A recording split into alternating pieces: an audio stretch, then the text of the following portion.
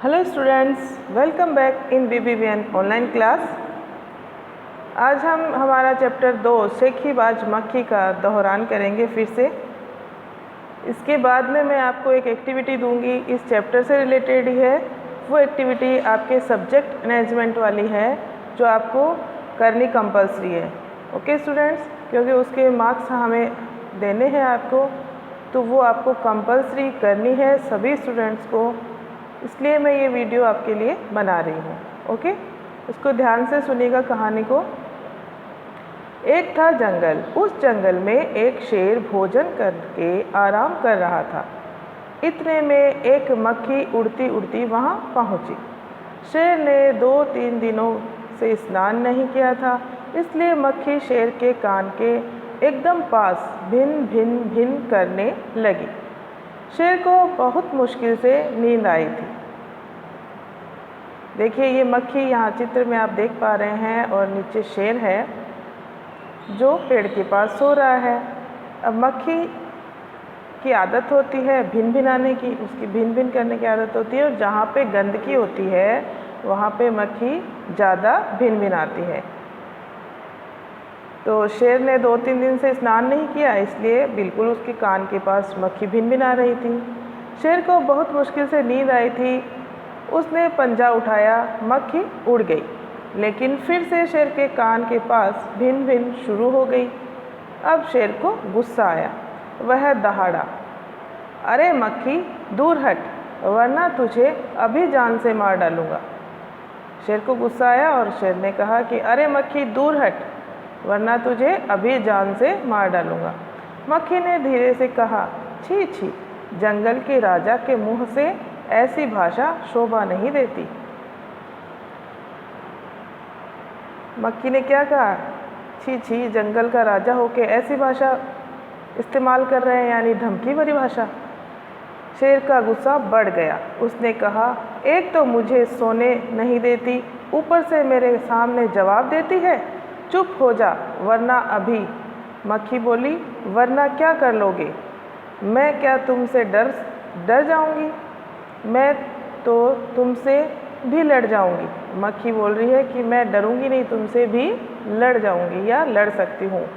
हिम्मत है तो आ जाओ। मक्खी शेर को ललकार रही है। देखिए, यहाँ ये मक्खी है, इधर शेर बैठा है। शेर के नाक के पास खून आ रहे हैं, आपको दिखाई दे रहे हैं। ये खून किस वजह से है, हम पढ़ते हैं आगे किस वजह से खून आया है। शेर आग बबूला हो गया। आग बबूला होना एक मुहावरा है। आग बबूला होना यानी बहुत ज़्यादा गुस्सा होना। उसने कान के पास पंजा मारा। मक्खी तो उड़ गई, पर कान जरा छिल गया। अब पंजा, शेर का जो पंजा होता है, उसके नाखून जो होते हैं वो बहुत ही नुकीले होते हैं। तो मक्खी तो उड़ गई और शेर के जो नाखून थे वो खुद के ही लग गए। मक्खी उड़कर शेर की नाक पर बैठी तो उसने मक्खी को फिर पंजा मारा। मक्खी उड़ गई। अब की बार शेर की नाक छिल गई।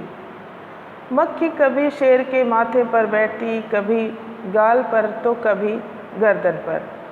शेर पंजा मारता जाता और खुद को घायल करता जाता। मक्खी तो फट से उड़ जाती। अंत में शेर ऊब गया। ऊब जाना, बिल्कुल थक जाना, और बार बार में उस मक्खी को भगाते भगाते वो ऊब गया, क्योंकि वो तो जा ही नहीं रही थी। एक स्थान से उड़ के दूसरे पे बैठ रही थी, दूसरे से उड़ के तीसरे पे, और शेर बेचारा थक भी गया था। वह बोला, मक्खी बहन, अब मुझे छोड़ो, मैं हारा और तुम जीती, बस। उसने अपनी हार मान ली और कहा कि मक्खी, मैं हारा और तुम जीती, अब मुझे तुम छोड़ दो। मक्खी घमंड में चूर होकर उड़ती उड़ती आगे बढ़ी। सामने एक हाथी मिला। मक्खी ने कहा, अरे हाथी, मुझे प्रणाम कर। मैंने जंगल के राजा शेर को हराया है, इसलिए जंगल में अब मेरा राज चलेगा। हाथी ने सोचा, इस पागल मक्खी से बहस करने में समय कौन बर्बाद करे। हाथी ने सूंड ऊपर उठाकर मक्खी को प्रणाम किया। उसने सोचा कि पागल है, मूर्ख है, इस मूर्ख मक्खी से बहस करने में कोई समय बर्बाद करने की आवश्यकता नहीं है। तो उसने क्या किया, प्रणाम कर दिया और आगे बढ़ गया। सामने से आ रही लोमड़ी ने यह सब देखा। लोमड़ी मंद मंद मुस्कुराने लगी। मंद मंद मुस्कुराना यानी मन ही मन धीरे धीरे मुस्कुराना। इतने में मक्खी ने लोमड़ी से कहा, अरे ओ लोमड़ी, चल मुझे प्रणाम कर। मैंने जंगल के राजा शेर और विशालकाय हाथी को भी हरा दिया है।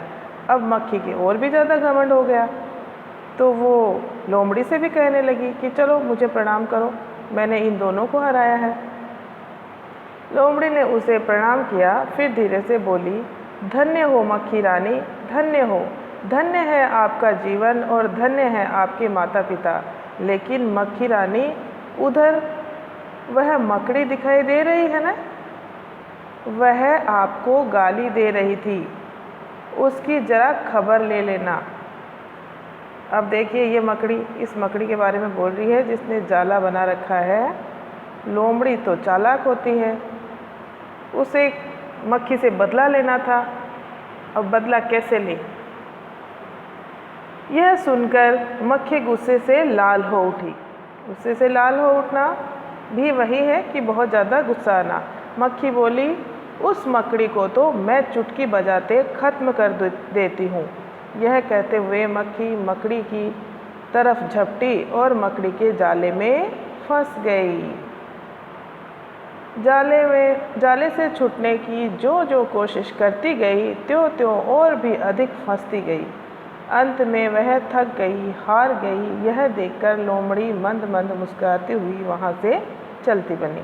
अब लोमड़ी का बदला हुआ पूरा कि मक्खी को बड़ा घमंड हो रहा है, तो उसने क्या किया, उसे मकड़ी के जाले में फंसा दिया। और घमंड के कारण मक्खी यह नहीं देख पा रही थी कि जिस पे मैं झपट रही हूँ वहाँ पे एक बड़ा सा जाला भी बना रखा है मकड़ी ने, और मैं इसमें फंस जाऊँगी। तो घमंड में चूर होने के कारण वह सही और गलत नहीं देख पा रही थी कि मैं जो कर रही हूँ वो सही है या गलत है। इसलिए मक्खी जो है वो मुसीबत में फंस गई। ओके स्टूडेंट्स, यह योगेश जोशी का लिखा हुआ है। यहाँ पे हमें ये सीख मिल रही है कि हमें कभी भी अपनी योग्यता पे घमंड नहीं करना चाहिए और किसी को भी नीचा दिखाने की कोशिश तो बिल्कुल नहीं करनी चाहिए। हमारे पास जो भी कुछ है वो कल नष्ट भी हो सकता है, इसलिए हमें किसी भी चीज़ पे कभी घमंड नहीं करना चाहिए। अगर हम घमंड करते हैं तो हम सही और गलत नहीं देख पाते हैं और उसका हम फैसला भी नहीं कर पाते हैं, क्योंकि घमंड के कारण इंसान की जो बुद्धि है वो क्षीण हो जाती है, बुद्धि घमंड हर लेता है। इसलिए हमें हमेशा सहज भाव से दूसरों के साथ व्यवहार करना चाहिए। अब आपने ये पूरी कहानी पढ़ ली है, इसके अंदर हमने पहले भी ये कहानी पढ़ी है, आपने इसके प्रश्नोत्तर सब कुछ कर लिए थे, लेकिन मैंने ये आपको दोबारा इसलिए पढ़ाई है क्योंकि इस कहानी में से मुझे आपको एक एक्टिविटी देनी है। ये एक्टिविटी देखिए आप, यहाँ लिखा है किसने क्या कहा। नीचे कहानी से जुड़ी तस्वीरें दी गई है, उसमें कुछ न कुछ बोला जा रहा है। सोचो और लिखो कौन क्या बोल रहा है। अब देखिए ये चित्र है, ये चित्र है, इन चित्रों को देखना है आपको और बताना है कि कौन क्या बोल रहा है। यहाँ जो लाइनें दी हुई है, इन लाइनों में शेर क्या कह रहा है, मक्खी क्या कह रही है, ये लिखना है। इधर भी वही लिखना है। नेक्स्ट और दिए हुए हैं, देखिए हाथी और मक्खी, लोमड़ी, और इधर मकड़ी, जाला, मक्खी, लोमड़ी। तो ये सब आपको चित्र देख के, कहानी आपने पढ़ी है, सुनी है, दूसरी बार भी मैंने आज आपको पढ़ाई है, इसको अच्छे से आपको करनी है। ये एक्टिविटी आपके सब्जेक्ट मैनेजमेंट की है, तो ये कंपल्सरी करनी है आप लोगों को। इसकी मैंने इसीलिए आपको कहानी का दोहरान फिर से करवाया है कि आपको हेल्प मिल जाए। Okay students, thank you.